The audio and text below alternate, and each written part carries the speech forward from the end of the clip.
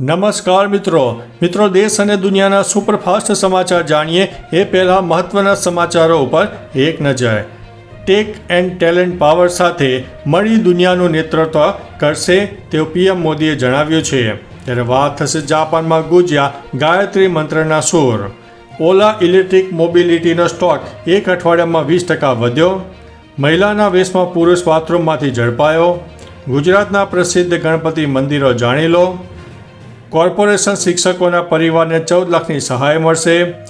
Tariff વોરમાં ઓસ્ટ્રેલિયાનું ભારતને સમર્થન.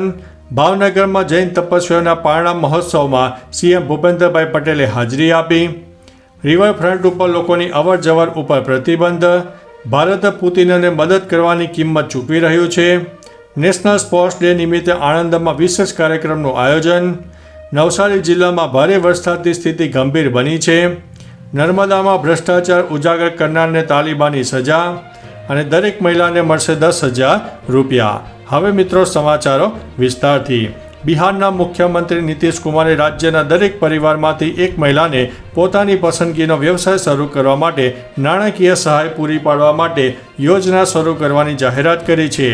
મુખ્યમંત્રી મહિલા રોજગાર યોજના હેઠળ દરેક પરિવારમાંથી એક મહિલાને પોતાની પસંદગીનો વ્યવસાય શરૂ કરવા માટે પ્રથમ હપ્તા તરીકે 10,000 રૂપિયાની નાણાકીય સહાય આપવામાં આવશે. મિત્રો, અન્ય મહત્વના સમાચારની વાત કરીએ તો નર્મદામાં ભ્રષ્ટાચાર ઉજાગર કરનારને તાલિબાની સજા.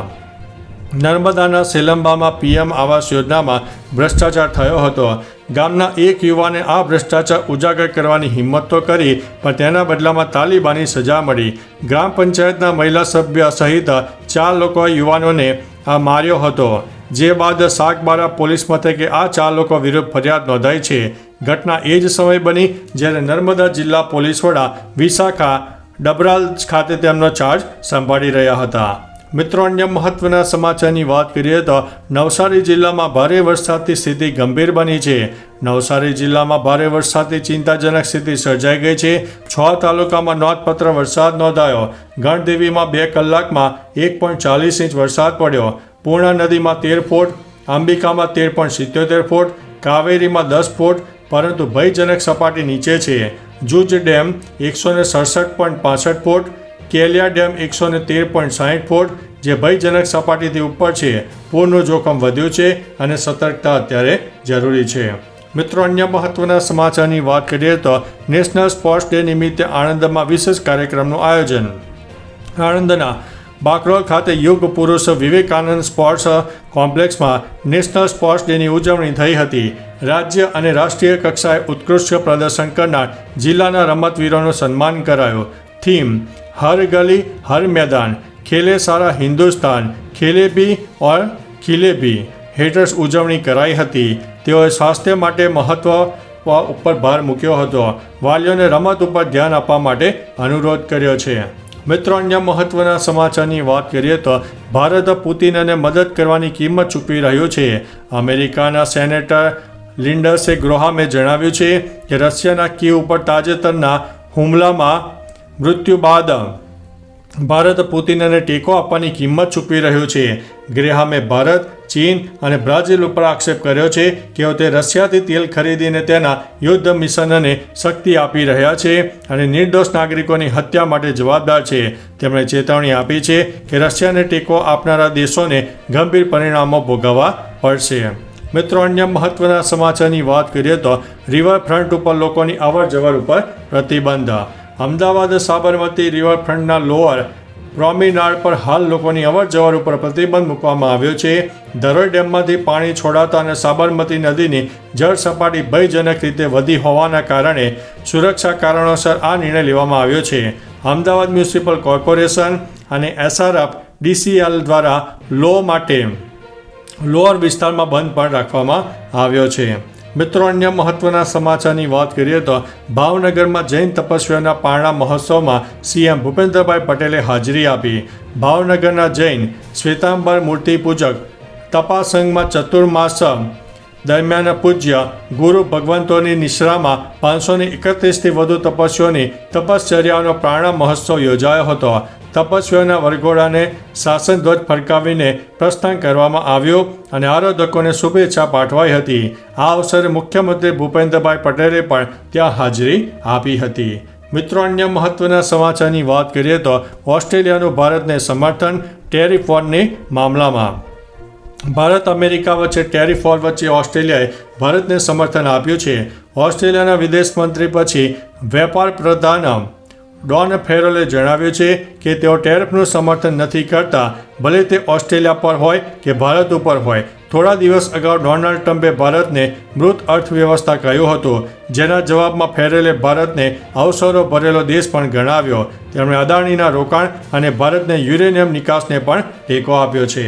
મિત્રો, અન્ય મહત્વના સમાચારની વાત કરીએ તો કોર્પોરેશન શિક્ષકોના પરિવારને 14 લાખની સહાય મળશે. ગુજરાત સરકારે રાજ્યની મહાનગરપાલિકા સંચાલિત શાળાના શિક્ષકોના પરિવારને મોટી રાહત આપી છે. હવે જો કોઈ શિક્ષક ચાલુ નોકરે મૃત્યુ પામે તો તેમના પરિવારને 14 લાખની નાણાકીય સહાય મળશે. આ નિર્ણય ગુજરાત રાજ્ય નાગરિક પ્રાથમિક શિક્ષક સંઘની લાંબા રાજ્ય સરકારના 2011ના ઠરાવનો એક ભાગ છે, જેનો અમલ હવે કોર્પોરેશનના શિક્ષકો માટે પણ લાગુ થવાનો છે. મિત્રો, અન્ય મહત્વના સમાચારની વાત કરીએ તો ગુજરાતના પ્રસિદ્ધ ગણપતિ મંદિરો. ગુજરાતમાં આવેલા પ્રસિદ્ધ ગણપતિ મંદિરો જેમાં જૂનાગઢનું ઈગલ મંદિર, વડોદરાનું ગુંડીરાજ ગણપતિ મંદિર, મહેમદાવાદનું શ્રી સિદ્ધિવિનાયક દેવદર્શન ખાસ આકર્ષણનું કેન્દ્ર છે. મહેમદાવાદનું મંદિર એશિયાનું સૌથી મોટું ગણપતિ મંદિર માનવામાં આવે છે. રાજકોટના ઢાક મંદિર અને ઉઝાના ઐઠોર ગામનું રેણુમાંથી બનેલું ગણપતિ મંદિર પણ પ્રસિદ્ધ છે. ધોળકા પાસે આવેલ ગણપતપુરા ગણેશ મંદિર પણ દર્શન માટે ભક્તોને આકર્ષે છે. મિત્રો, અન્ય મહત્વના સમાચારની વાત કરીએ તો મહિલાના વેશમાં પુરુષ બાથરૂમમાંથી ઝડપાયો. બનાસકાંઠાના અમીરગઢમાં આવેલા વિશ્વેશ્વર મહાદેવ મંદિર પરિસરમાં એક વિચિત્ર ઘટના સામે આવી. બનાસ નદીમાં સ્નાન બાદ કપડાં બદલતી મહિલાઓના બાથરૂમમાં મહિલાના વેશમાં એક પુરુષ ઘૂસવાનો પ્રયાસ કરતો ઝડપાયો હતો. લોકોને શંકા જતાં તેને પકડીને માર માર્યો અને બાદમાં પોલીસને હવાલે કર્યો. પોલીસે આરોપીની ધરપકડ કરીને કાયદેસરની કાર્યવાહી હાથ ધરી છે. મિત્રો, અન્ય મહત્વના સમાચારની વાત કરીએ તો ઓલા ઇલેક્ટ્રિક મોબિલિટીનો સ્ટોક એક અઠવાડિયામાં 20% વધ્યો. શુક્રવાર 29 ઓગસ્ટના રોજ ઓલા ઇલેક્ટ્રિક મોબિલિટીના શેરમાં 5%નો વધારો થયો. આ વધારાને કારણે આ અઠવાડિયે શેરમાં લગભગ 20%નો વધારો થયો છે. આ વધારાનું મુખ્ય કારણ PLI યોજના હેઠળ કંપનીના જનરેશન 3 સ્કૂટર પોર્ટફોલિયોનું પ્રમાણપત્ર છે. કંપનીનું લક્ષ્ય ભારતના ઇલેક્ટ્રિક ટુ વ્હીલર માર્કેટનો 25થી 30% હિસ્સો કબજે કરવાનું રહ્યું છે. મિત્રો, અન્ય મહત્વના સમાચારની વાત કરીએ તો જાપાનમાં ગુંજ્યા ગાયત્રી મંત્રના સૂર. PM મોદી 2 દિવસીય જાપાનની મુલાકાતે છે. જાપાનમાં PM મોદીનું ભવ્ય સ્વાગત કરવામાં આવ્યું. અહીં સ્વાગત સમયે જાપાનીઓએ PM મોદી સામે ગાયત્રી મંત્રના સૂર રેલાવીને સ્વાગત કર્યું. આ સમયે PM મોદીએ મંત્રને શાંતિથી સાંભળ્યો અને હાથ જોડીને સ્વાગતનો સ્વીકાર કર્યો. શાંતિ મંત્ર પૂર્ણ થયા બાદ મોદીએ આગળ કદમ વધાર્યા હતા. હિન્દુ સંસ્કૃતિનું વિદેશમાં પણ કેટલું માન છે તે અહીં જોઈ શકાય છે. મિત્રો, અન્ય મહત્વના સમાચારની વાત કરીએ તો ટેક એન્ડ ટેલેન્ટ પાવર સાથે મળી દુનિયાનું નેતૃત્વ કરાશે તેવું PM મોદીએ જણાવ્યું છે.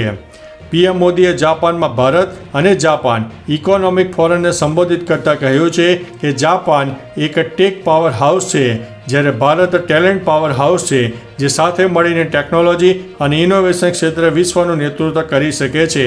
તેમણે જાપાની કંપનીઓને make in India four hall world હેઠળ ભારતમાં રોકાણ કરવા આમંત્રણ આપ્યું છે. PM મોદીએ ભારતને રોકાણ માટે સૌથી આશાસ્પદ સ્થળ ગણાવ્યું છે. તો ચાલો મિત્રો, ફરીથી દેશ અને દુનિયાના સુપરફાસ્ટ સમાચાર લઈને મળતા રહીશો. ત્યાં સુધી અમને રજા આપશો. નમસ્તે.